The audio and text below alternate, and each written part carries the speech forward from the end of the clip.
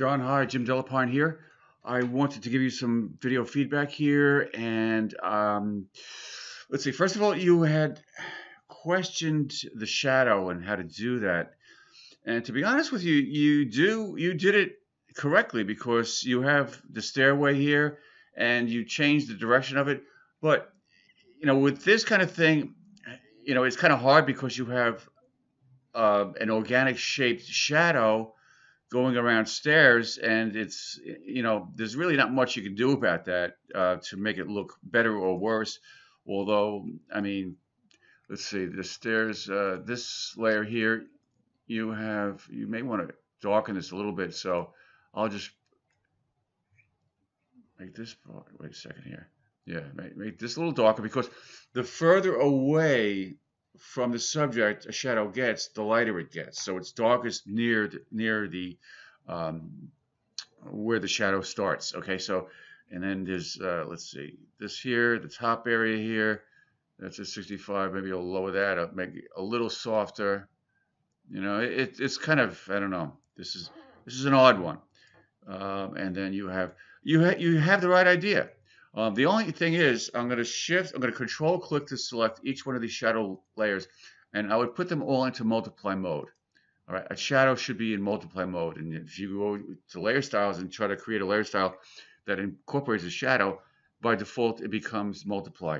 All right, multiply mode basically increases the contrast of the underlying pixels, as opposed to just painting on it with gray pixels or pixels that are black but less opacity. Okay, although visually you don't really see anything in this particular instance.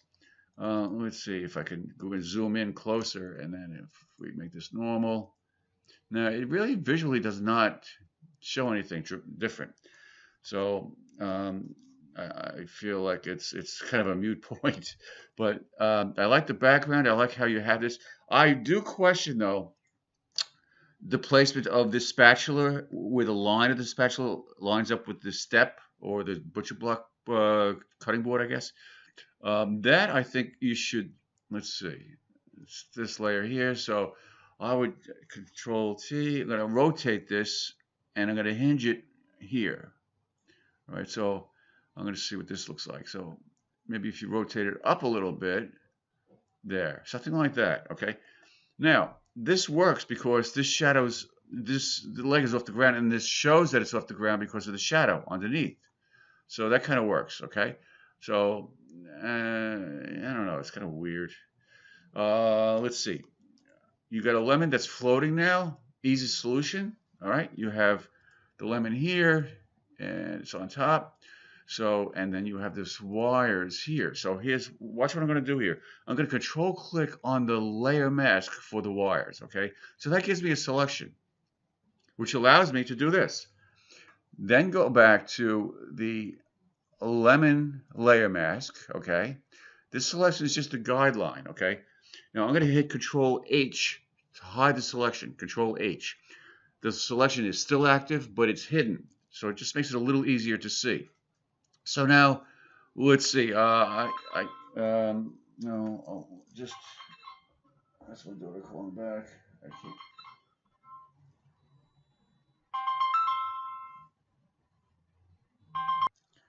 All right. So now, what I'm going to do.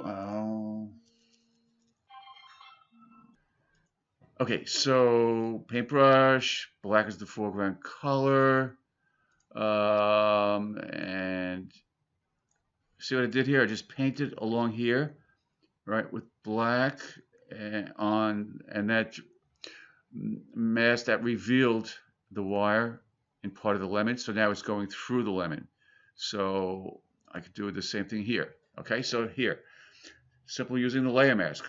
And I use these guidelines. If I hit Control H again, I use the guidelines to make it easy and just to show that now it looks like the wire is going through the lemon.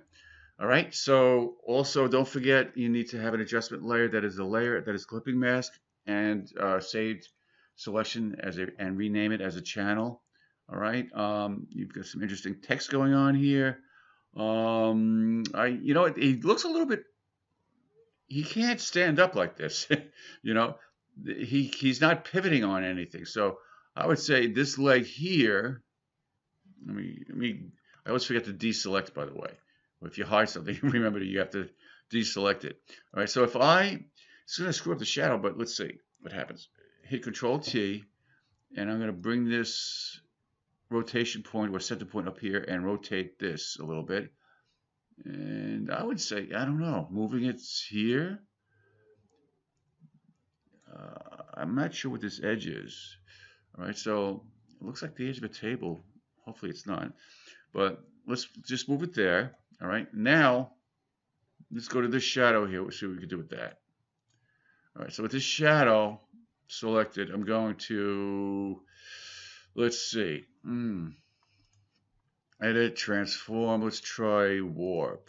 Okay, so now I can pull this shadow kind of down and mold it a little bit. All right, it's going to be weird. It's going to look weird, but you know, at least it's something. Okay, but that's how you can resolve that and twist these around and make it look like a shadow. All right, but this doesn't looks like the edge of a table. I can't tell. I can't tell. All right, so listen, I hope that helped. All right, bye bye.